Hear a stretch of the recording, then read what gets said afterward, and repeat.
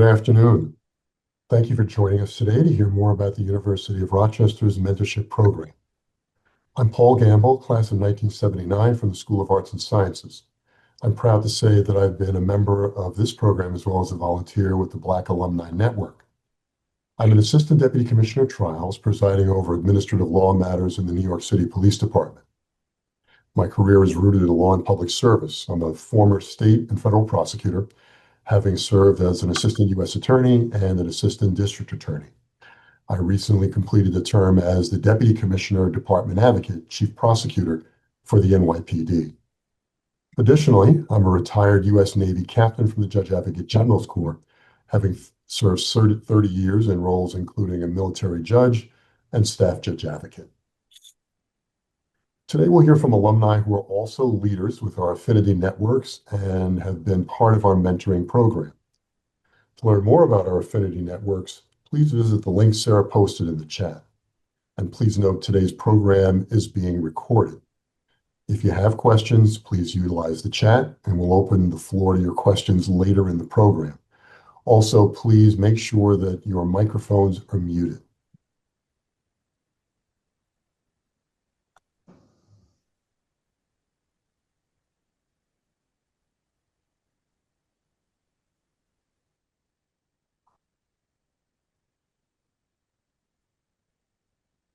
This year, we're celebrating 5 years of the Meliora Collective Mentorship Program. This program provides students and alumni to be matched with a mentor to expand their knowledge and skills, gain valuable advice and guidance, and build their professional networks. I'd like to reiterate that alumni are welcome to be both a mentor and a mentee in the program.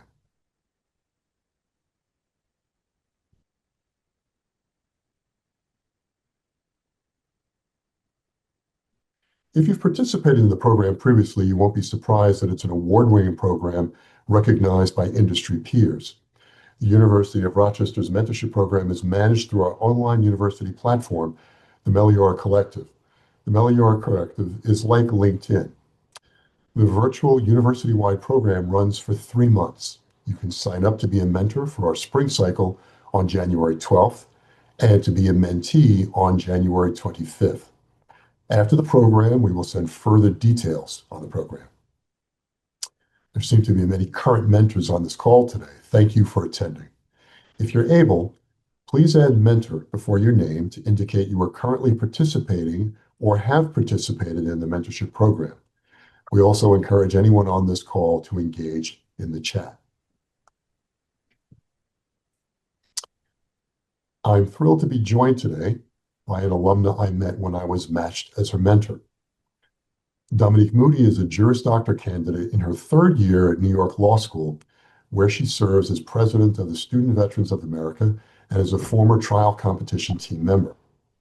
She earned her Bachelor of Arts in Spanish from the University of Rochester with minors in legal studies and accounting and studied abroad in Madrid, Spain. Dominique is a former sergeant in the United States Army Reserve, serving from 2019 to October of 2025. She has gained extensive experience in criminal prosecution through her internship roles with the Brooklyn District Attorney's Office, the New York City Taxi and Limousine Commission, and the Mississippi County Prosecuting Attorney's Office in Arkansas. Following her graduation from law school, Dominique will join the Brooklyn District Attorney's Office as an assistant district attorney. Dominique, it's a joy to speak to you today. Thank you, Mr. Gamble, and I am thrilled to speak about the experience of working with you. But let's start it off from the beginning. So, why did you decide to sign up to be a mentor? Well, I decided to sign up to be a mentor because I wanted to be a mentor that I never had. When I was an undergraduate, I went through a career change or a career focus change, and I did it by myself. I didn't have someone to guide me through it. So I knew that with the wisdom of age, had I had a mentor at the early stages of my legal career, I think things would have moved a little smoother. There's still no substitute for trial and error, but I think the value of being a mentor is that someone can guide you over the potholes and move your process along with a little surer footing.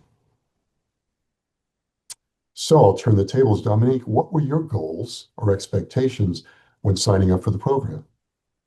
So my goal was to get a more concrete outlook on how law school would be and how to navigate the different challenges of law school.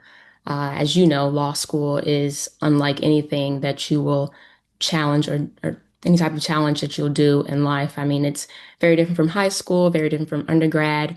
And so I was looking to gain that early insight from you. And when I eventually made it to law school, having someone to help me with through my first year and second year was just extremely valuable, and such a relief as well.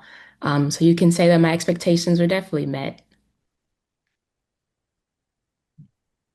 So what was your reaction when you learned that I am now participating in the program as a mentor?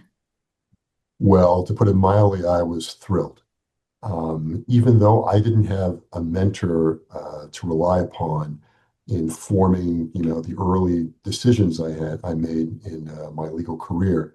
That's not to say that I wasn't mentored by people who were supportive of me.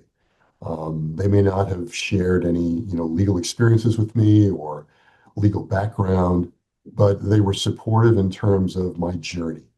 And I think I come from a tradition of that and certainly a culture of that.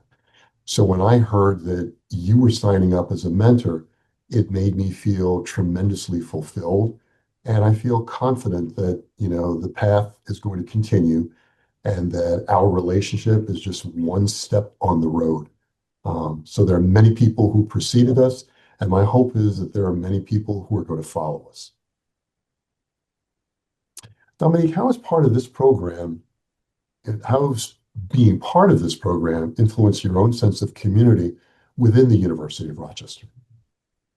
I would say the program has shown me that at U of R, there truly is someone to help everyone, no matter what they studied and no matter how niche the field is. In the niche field that you're studying, you may find yourself alone or you may think that you're alone, but really there is someone at U of R who's graduated years before you and is happy to help you in the exact same thing that you're going through. Um, I would use myself as an example. Prior to you being my mentor, I had a mentor who was also a lawyer in South America, from an Italian background, but she also studied Spanish, and me studying Spanish and also going into the legal background. That's extremely niche, but in the Meliora Collective, you truly can find someone in every single niche field that you're going to. So I'm just so happy that the Meliora Collective is here to just bring us all together. Well, it was such a pleasure to speak with you, Dominique. I'd now like to invite alumni and current mentors, Edith Perez, Wuwei Chen, and John Breedy to join us in our conversation. Edith Perez enjoyed a long and distinguished career in corporate America, most recently serving as Senior Technical Product Manager at Comcast Corporation. Before that, she spent over 20 years with Xerox Corporation in a variety of engineering and leadership roles.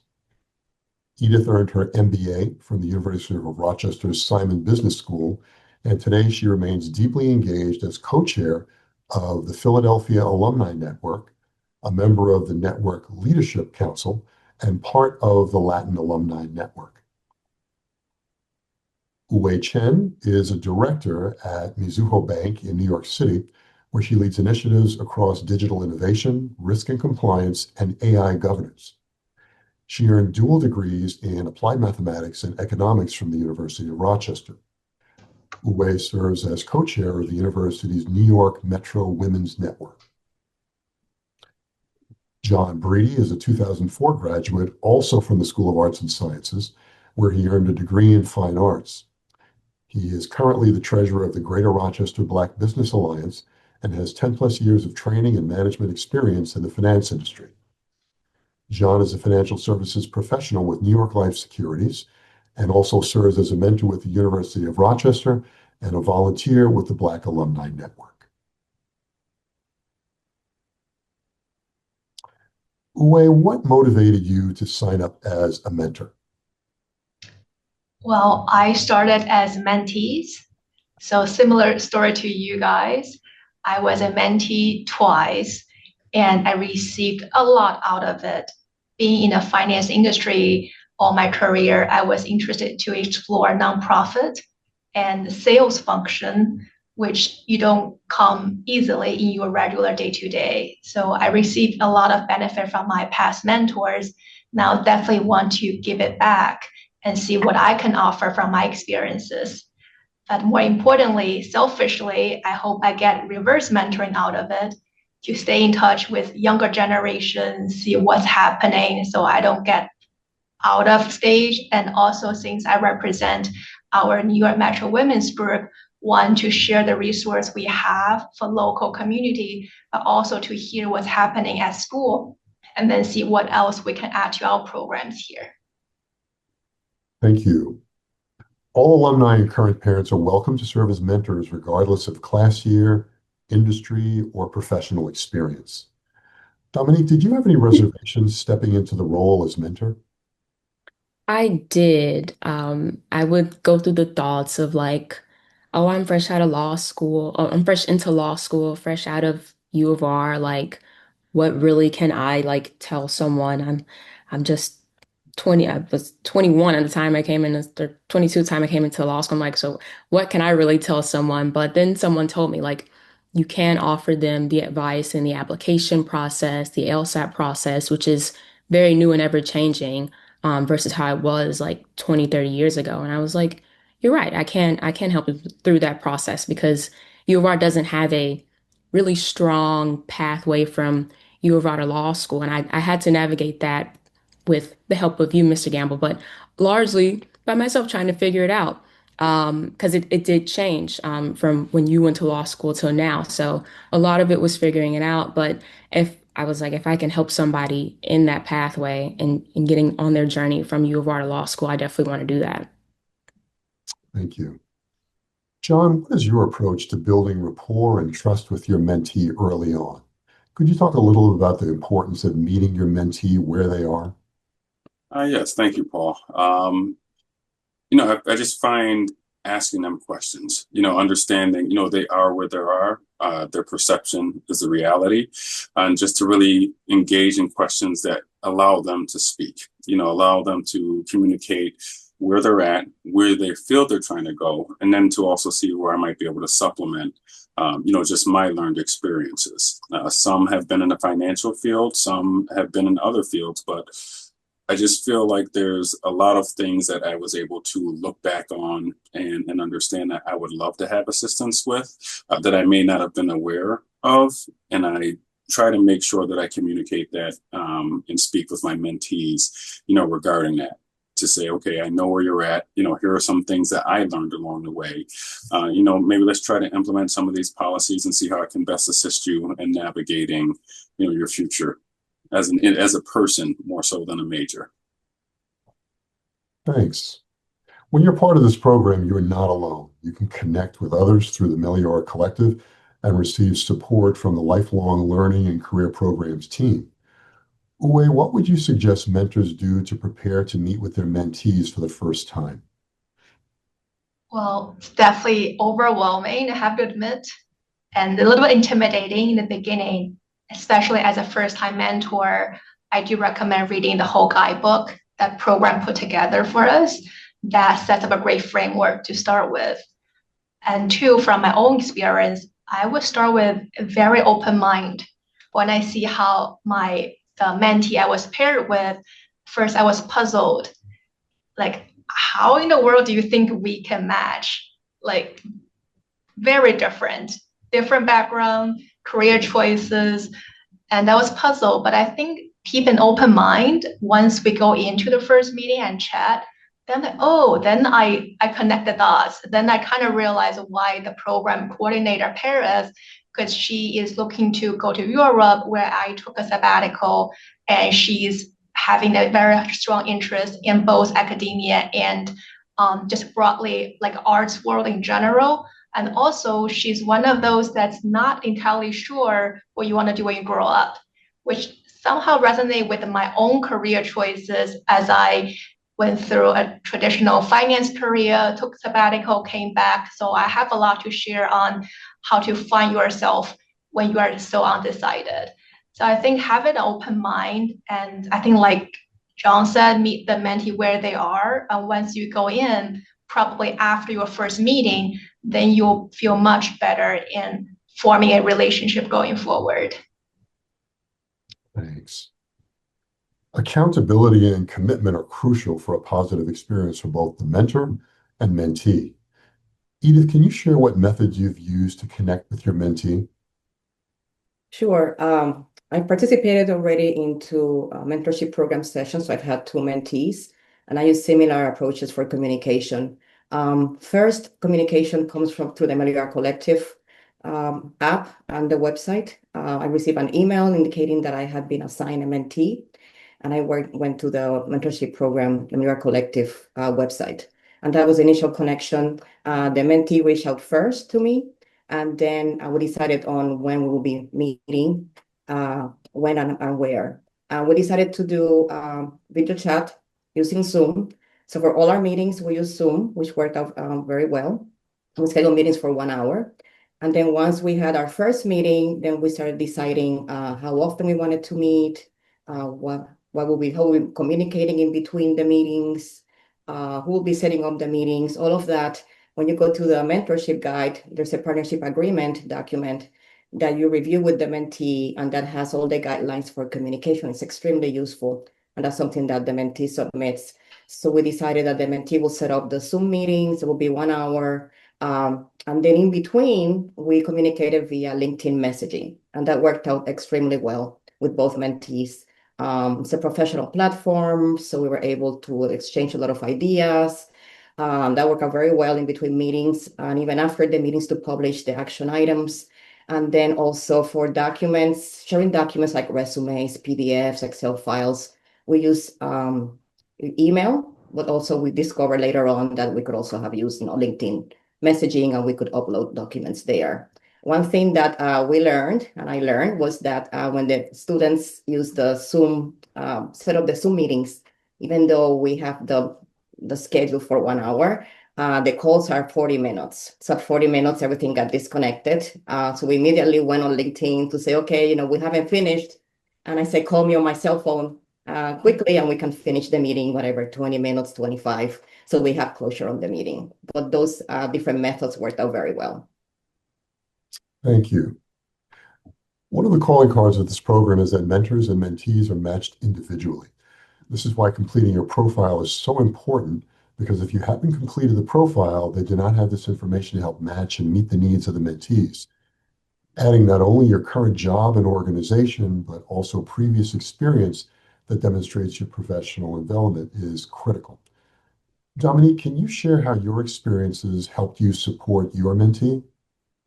Yes, so with my internships pre-law school and during law school, I try my best to share detail for detail with them about how tough and rewarding some internships can be.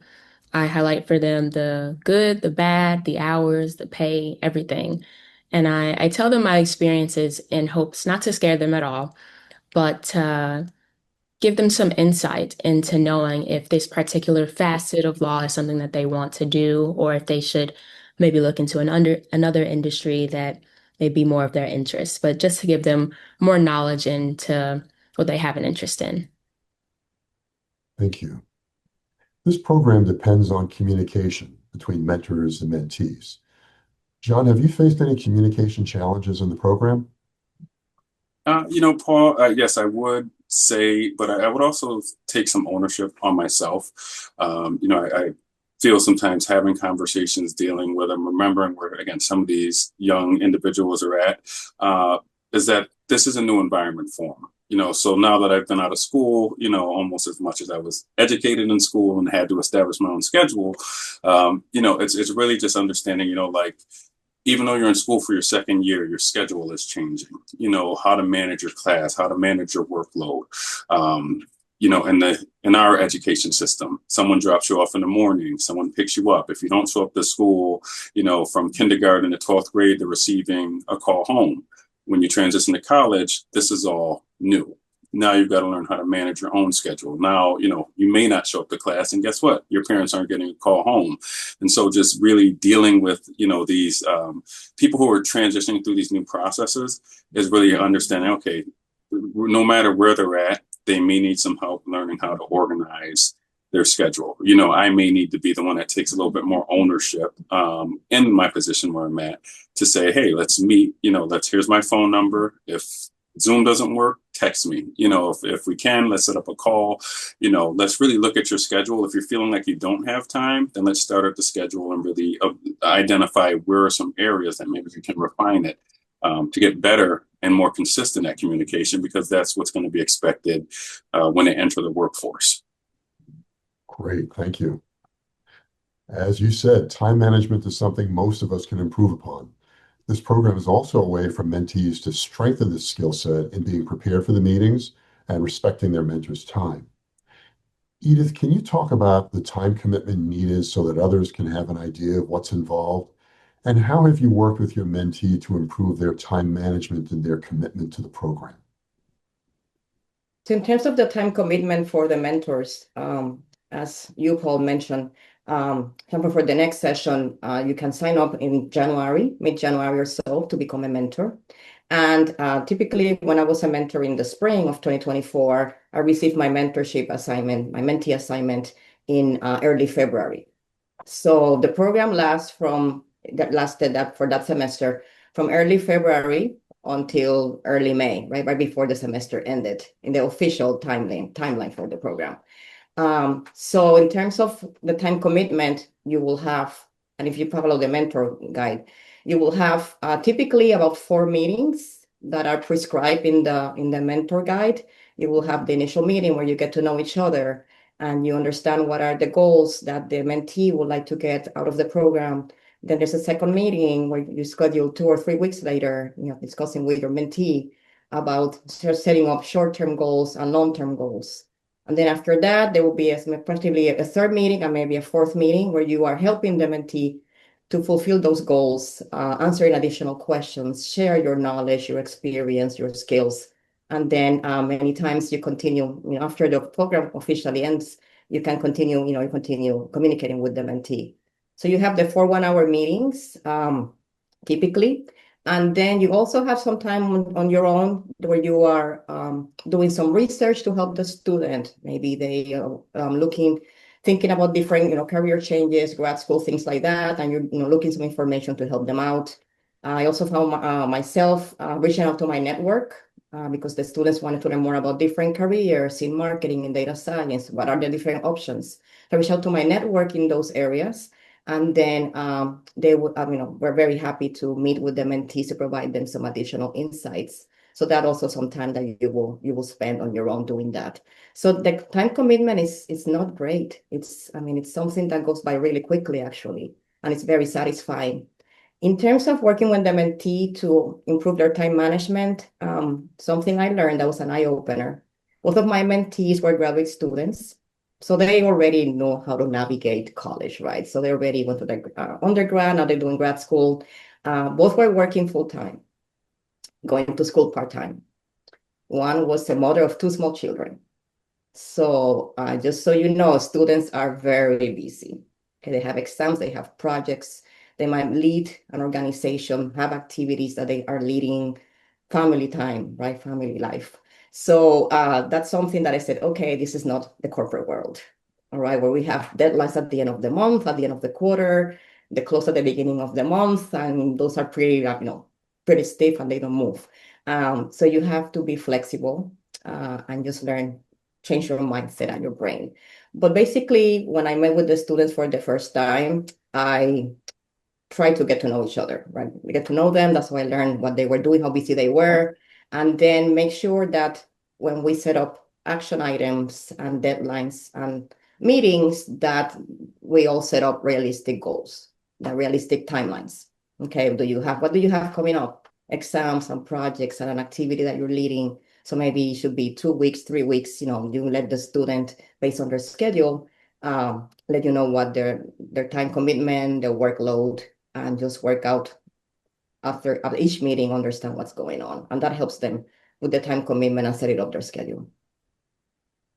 Thank you, Edith. All right.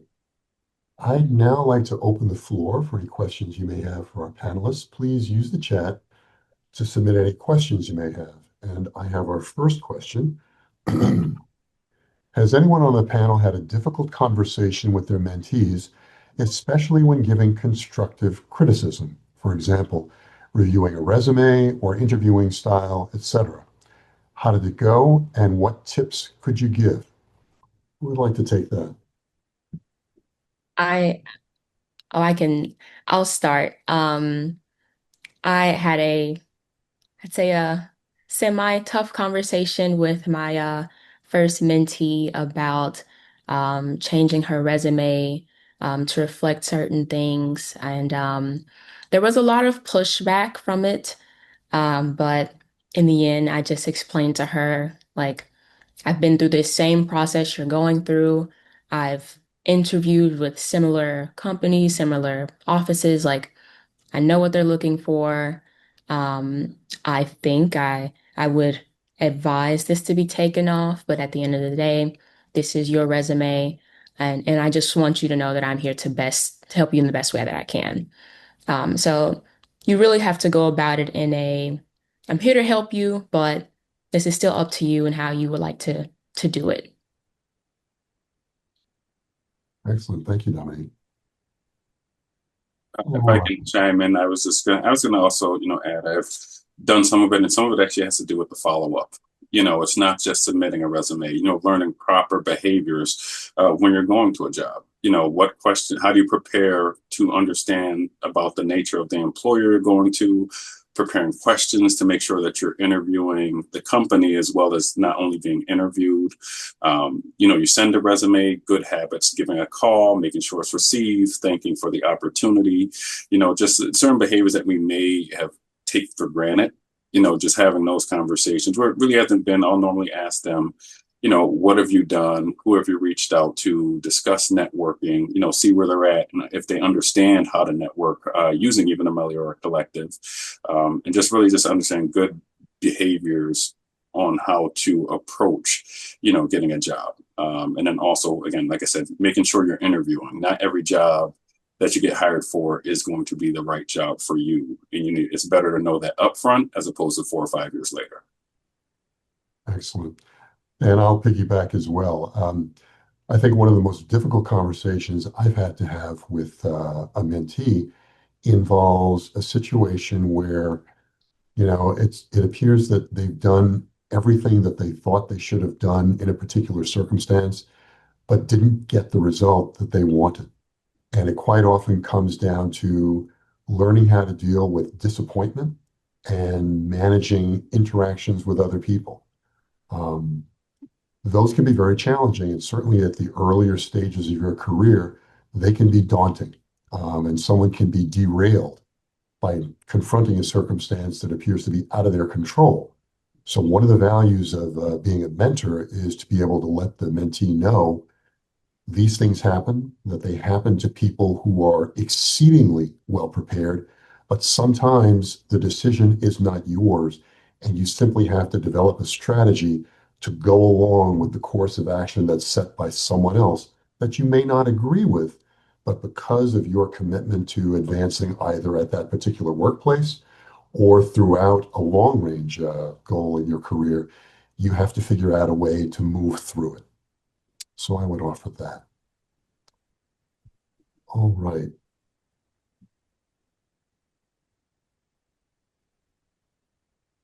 All right, the next question is, can you share your approach to guiding a mentee when the need is slightly different from the original goals of the relationship, when you see something that they do not? Who would like to take that?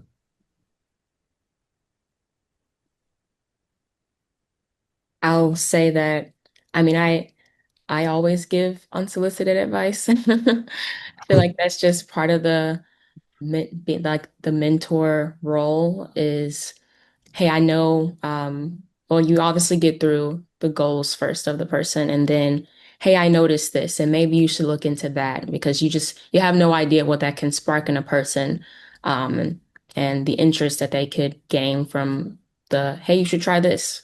So you just always give that extra nudge, that extra nugget of advice. I just feel like that's part of the role. I agree, Dominique. I think, in one of our earlier conversations, I said to you what I see my role as is helping you to see around corners. And I could only do that because I've been through similar circumstances and I've lived enough life to anticipate certain things that aren't readily apparent. So, as a mentor, one of the things you can do is plant a seed. It still remains the mentee's role to decide whether or not to take that advice or not. But sometimes it has to be put out there, even if the advice isn't going to be followed, so that later on the mentee can say, you know what, we did have a conversation about that. Now I see why that information was provided to me. And the next time, perhaps they can anticipate a little better something that isn't readily apparent based on what they see in front of them. It's And great. then your mentee becomes a mentor, and then they share it with somebody else. That's right. That's right.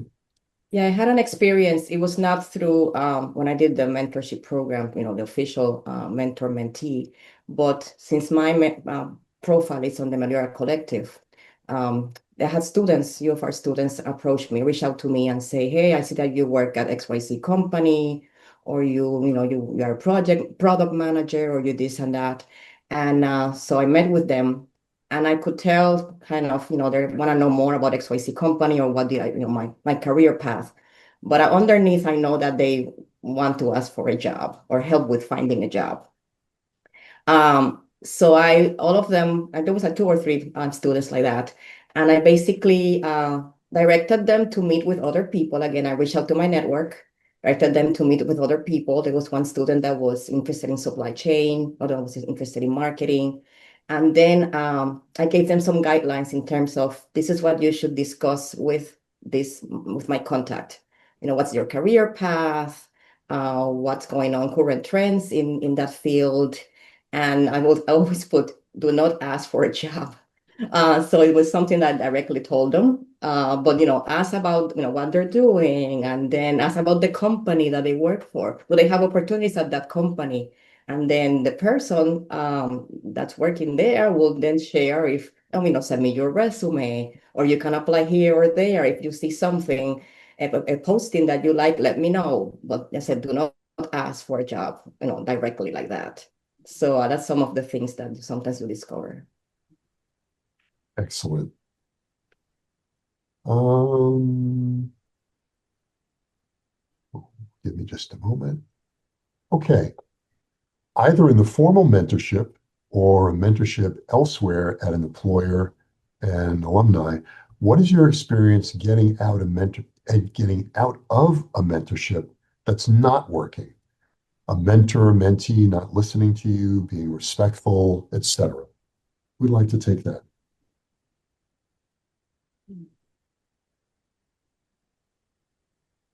All right, no volunteers. Well, let me Well, say this. I'm sorry. I was gonna say I haven't encountered that experience, but if it happened to me, I will discuss it openly with the student and say, this is what I'm seeing. I'm not seeing responses or commitment from you. I don't see the matching, the fit, and let me know, tell me how you're feeling about it. But just be very open and share very respectfully that this might not be working for the two of you, and see what the response is. Yeah, I agree. I think the mentor-mentee relationship is a bilateral agreement, and it has to work for both of you. And sometimes chemistry is part of the equation. And despite good intentions, if it just isn't working, it's really important to give that person an opportunity to maybe find someone with whom they do click and whose advice they will respond to and take on. Um, if they're not listening to you, that there's no point in continuing the relationship. But of course, as Edith said, you want to be transparent, you want to speak respectfully, and give the mentee the opportunity to say, maybe I should try someone else. That's a great answer. Thank you. Also, I can just quickly add that there's no perfect mentee and no perfect mentor, and give each other more patience and another chance. If you don't hear back from the other side, say even in a week or two, it doesn't mean they don't communicate. It could be the email is buried. They may realize 3 weeks later. So give each other a chance before we give up. And when you do have to give up, then follow the advice of Edith and Paul. And if I can just, I would actually want to piggyback off of that because I think these are Of great course. opportunities, as well. And what we said is, if the email gets buried, okay, well, we got to practice again, good habits. We don't want emails getting buried because these habits eventually would carry over and they pile upon each other as well. I also I would suggest I discuss communication styles, a lot with the mentees that I've dealt with, using a DISC assessment. Sometimes it's not what you're saying, it's how you're saying it. And so I think when some of those, items get exhausted on my end, if I can't figure out the communication style, if they're just not receptive, then, I might lead to a different direction. But just some of the background experience being a trainer, working with individuals is really learning, okay, I know how I want to say it, but I know how they need to receive it. And so I need to make the adjustment myself because at the end of the day, I'm trying to communicate. I'm not just trying to say anything. So if I'm not communicating, then I'm not speaking efficiently. Great. Thank you, John. I'm going to pull one of my own questions here. Can you continue working with a mentee or stay in touch after the program is over? So I chose that one because, I consider my mentor-mentee relationship with Dominique to be a resounding success. Now, it formally ended when she graduated from the University of Rochester. But what I did, based on what my perceived needs were when I graduated and I decided to begin law school, I thought it would be helpful to offer myself as a mentor on a continuing basis if she wanted it. I'm very fortunate that she accepted, but that's up to the mentor and the mentee. If there's a chemistry, if things click, there's no reason why you can't continue it if you wish. I don't know exactly how many more years I'm going to be in the legal profession. I'm closer to the end of my career than the beginning, certainly, but I would remain available to Dominique for as long as she felt that my advice might be useful. And I think, based on my own experience, if you have a valuable relationship with a mentee, I could be retired and fishing or whatever I'm doing on a particular day. And if I saw Dominique's, caller ID come up on a call, I would take it because I know she values my time. I value the relationship that we have had. And I would, if it's just to check in on me and say, hello, how's retired life? That's great. But she might have a question that requires, a sanity check. I think it's great for everyone to have a mentor who you can call up and say, hey, am I crazy or what? That's important. So there are no limits on how long you can keep the relationship going if both of you think it's working. When he retires, I'm still going to call him. And I'll look forward to it. Let's see if there's another question.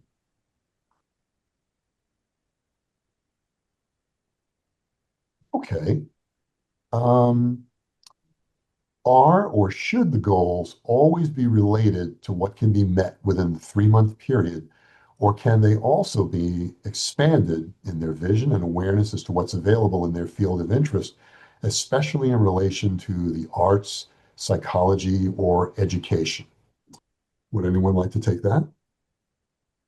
I would say that the goals definitely do not have to be limited within a 3-month period. And speaking back to our mentor-mentee relationship, I think we first connected in my final year, and law school wasn't going to start until literally a year after that. And I was asking you about like, should I apply here? Should I apply there? And what should I do? And how are the courses going to be? And that's already a year out. So they definitely can be, I think I'm speaking with my mentees about 5-year goals because in terms of the legal industry, that's where you need to start looking in like schools, career interest, where you want to be. So we're definitely looking at the 3-month, 1 year, and 5-year goals. Dominique, I think that's an excellent point to make. As a mentor, I will say that it's important to set up expectations in the first meeting because your mentee may expect something that's not a deliverable within 3 months. But as experienced people and mentors, we can say, within this 3-month period, here's what I think I can provide as a reasonable deliverable. There are other things I'd like you to think about, but they'll require more time, more discernment on your part, and you can set up expectations for what might occur beyond that 3-month period if the mentee so desires. I think that was a great answer, Dominique. All right, let's see.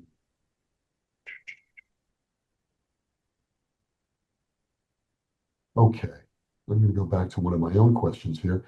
Are there resources for mentors and mentees to use to help build the mentor relationship? If so, what are they? And are participants expected to strictly follow the program? So the answer is yes, there are certainly resources. There are guides for both mentors and mentees to review and refer to that will help you to navigate the program timeline and suggest topics and worksheets to perform ahead of meetings. There are also several resources that are posted online in the mentorship program for additional help. Also, the program is intended to be flexible. So if you decide to do something different or specific to the mentee's needs, it's encouraged. Talk about your experiences with the resources and how you may have used other resources with other mentors, with other mentees, and keep the conversation going. All right, let's see.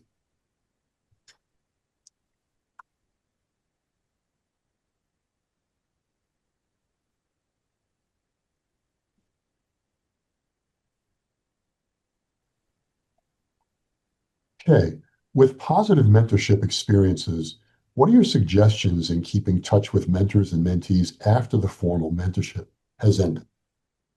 Would someone like to take that?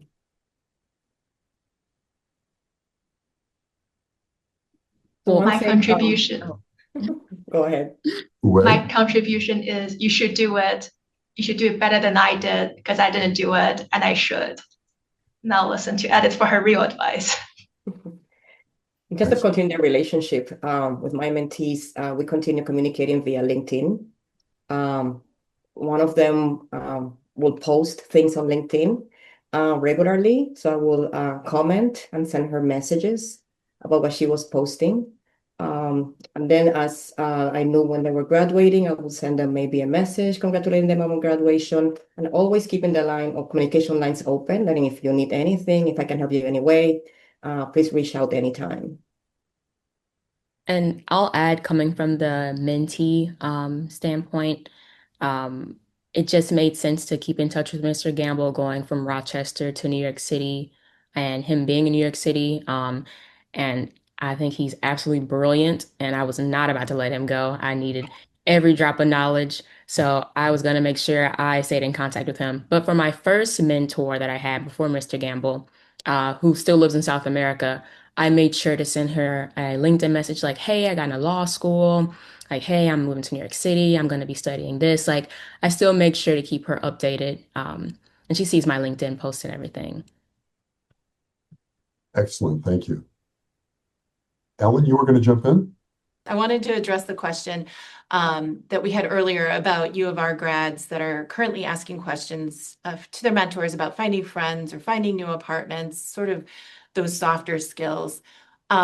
I've worked on campuses for over 20 years, and we have individuals to help them with that. But often students don't know what they don't know. I would tell a student to find one champion on campus, meet with one individual. So I was a career advisor, And yes, I focused on career, but if a student in front of me was, felt comfortable enough to share other struggles, I could point them to the food pantry. I could tell them how to get in contact with financial aid. So if they're having troubles, not one person can't answer every question, but if they can get plugged in with a university individual, they can really help them navigate what is so inherent to us working on campus, but so new to them. And I hope that kind of addresses your question. That's great. Thank you, Ellen. Let's see.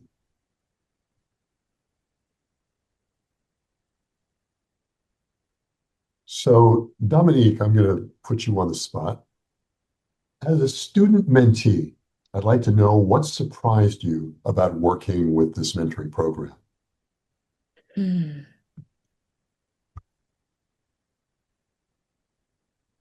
You did put me on the spot.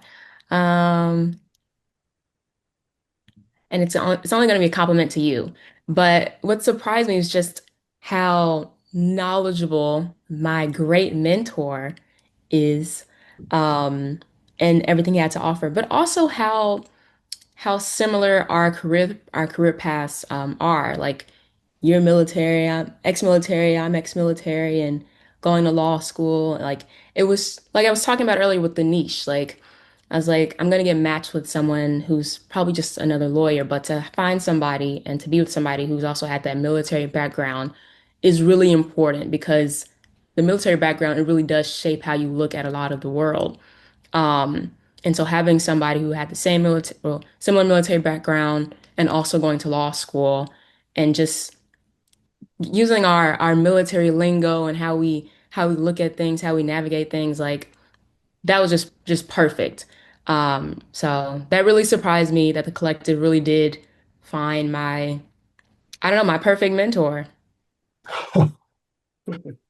And I think a segue to that is that when you fill out your mentorship profile in the Meliora Collective, that's very, very important to put the experiences that you think will be relevant for the student, to put the areas where you think that you can help them. I remember, I'm trying to remember now, but you could put that you can help with um, career guidance and job search and getting into grad school. There's different options that you can select what you feel comfortable that you can share your knowledge and experience with them.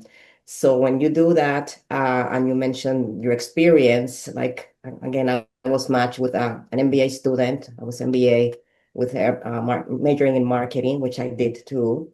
And then the second one was a graduate student getting her master's in data science. And I had worked my last job with a group of data scientists. I'm not a data scientist, but I had worked with people that I could reach out to that network. So they were really, really good matches. So it all comes down to what you put in that profile that will help you get a good match and a good fit. Yeah, and if I could say, I'd say just, be human as well as a professional. I could even tell by hearing, Paul and Dominique's conversation, there's the similar background, but then there's the human, part of it. As I said, I would love to hear, about the successes from my mentees. Like you're not bothering me, is kind of what I tell them. Reach out to me. This is kind of exciting to know that I'm able to have a position in someone's life that might help them navigate it, better. So, I would say, yeah, just make sure you're human with your experience. It's not vulnerability, it's growth. Okay. Michelle is going to jump on, but before she does, I saw a comment that's just too good not to share with everyone. And it is that good judgment comes from experience, and experience comes from making mistakes and learning from our mistakes. Um, I think that is absolutely true. And as a mentor, I think one of the things that motivates me, I don't want someone making the same mistake that I did if it's avoidable. Unless there's just a tremendous learning opportunity that comes from making that mistake and living through it, part of the benefit of having a mentor is that you can avoid, breaking a leg and going through that rehab period to get back on your feet. Instead, you step around the pothole and keep moving forward. I just wanted to make that quick comment. Michelle. I wanted to just hop on here and, well, first I wanted to say thank you to all of our current mentors who are here supporting our panelists and the program. We look forward to seeing more comments in the chat from you. Please feel free to share anything that you have as well. But we wanted to talk a little bit about the matching process because it's come up a couple of times, and I've heard all of you talk about the importance of having strong profiles.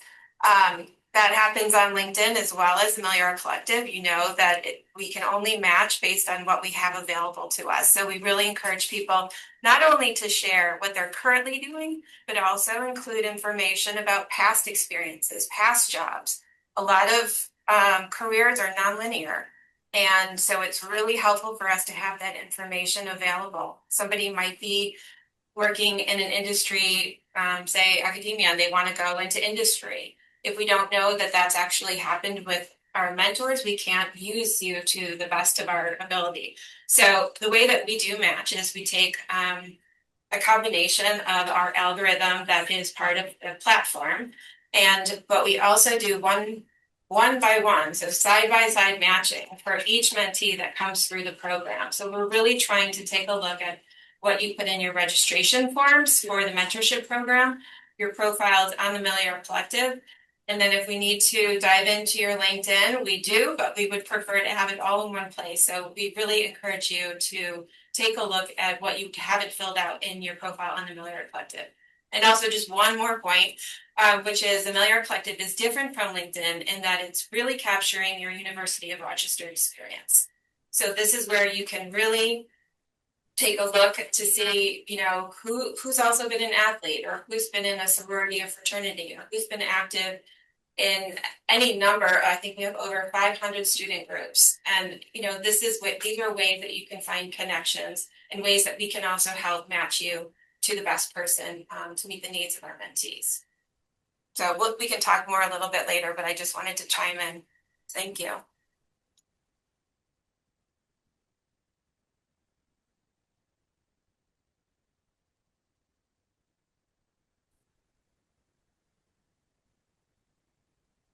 Thank you for that reminder. I didn't unmute. Okay. We're getting close to the end of the formal program. I'd like to pose one last question to our panelists. What advice do you have for those who may feel unsure about participating as a mentor? You should do it because it doesn't matter how little or big your advice is, it matters, and it really can change the trajectory of how someone thinks about a potential career endeavor. So do it.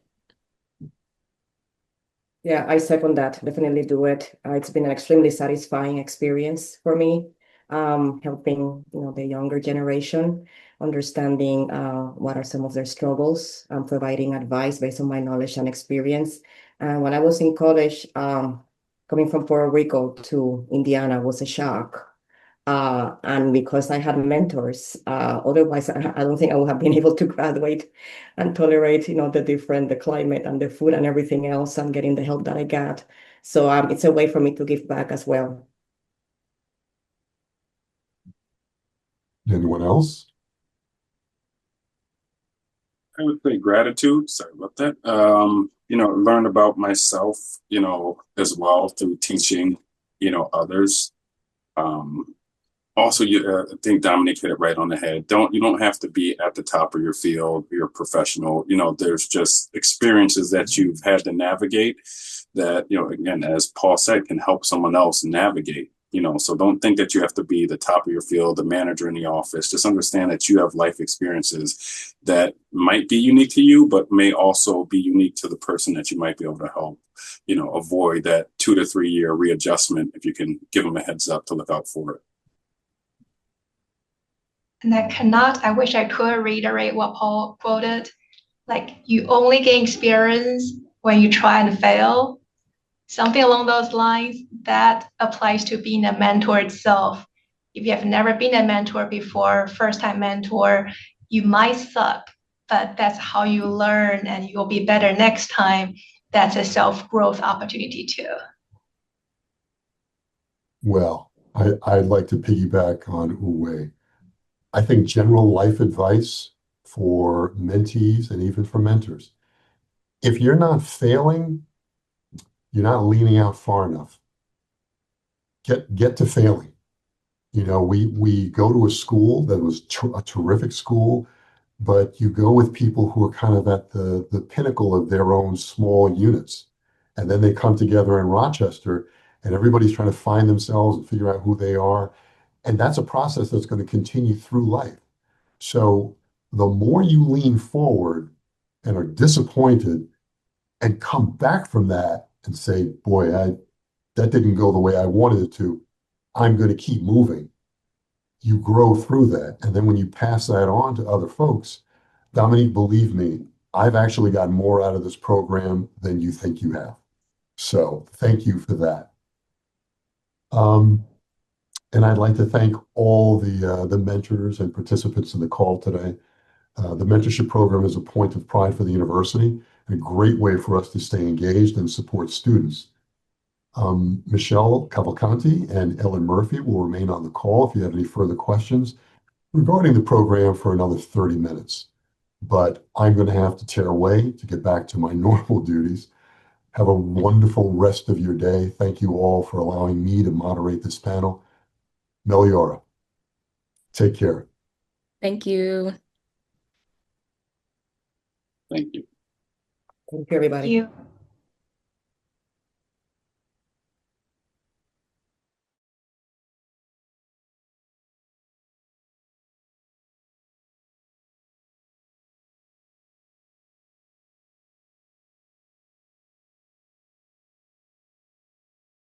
Things that people would like to know about for the mentorship program or the Meliora Collective, we are here as our remaining panelists.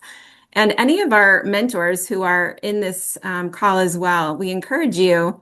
This can be also a discussion. So we're going to share the screen so we can see everybody's faces. Please feel free to turn on your video. I see a lot of familiar faces and names. I won't call you out, but I would love to hear from some other people if you'd like to share about your mentorship experience. We have some longtime mentors in this group today. Is there anybody else that would like to share their own experience? I can go ahead. This is Barnett Parker. I've been with the program for some number of years, maybe from early. Barnett, we can't hear you. Hold on one second. I didn't know it. I could hear him. Okay, sorry, we're back. Barnett. It's Barnett Parker. I've been, Michelle, how long have I been? 5 years, maybe? I think since the beginning.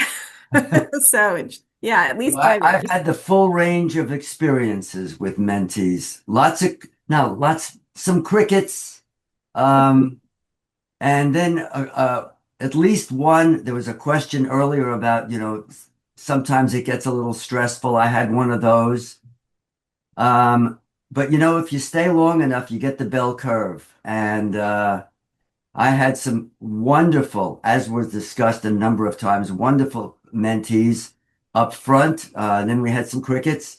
And now this year I have another wonderful student, just great. So I guess, my suggestion, my recommendation is, just as you guys had said, stay with it. Don't get discouraged by a relationship like you would in real life. These things change. And if you just stick with it, considering that what the University of Rochester is and the students that we get, it'll come back and serve you well. I think those are great comments. We do hope that people will stick with it. We are also here to support. So both Ellen and myself, we are here as resources for you during the entire program. Before the program starts, during the program and after the program. So if you ever experience anything, that you are having trouble just connecting with your mentee or your mentor, I know we have some mentees on this call and people have been in the program as mentees who can also speak to that side. We're here and we do a lot of conversation, or we're helping our mentors and our mentees navigate the program if you do come up against something that you're just not feeling comfortable about. So we don't want people to suffer in silence. Please do reach out to us.